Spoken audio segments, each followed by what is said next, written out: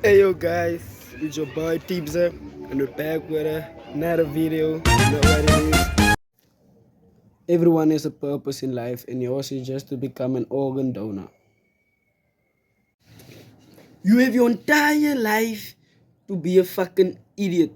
Why not take today off? I actually told my therapist about you, but she didn't actually believe me. You're so ugly even Hello Kitty says goodbye to you. The thing is, the mirrors can talk, but luckily for you, they can't laugh neither.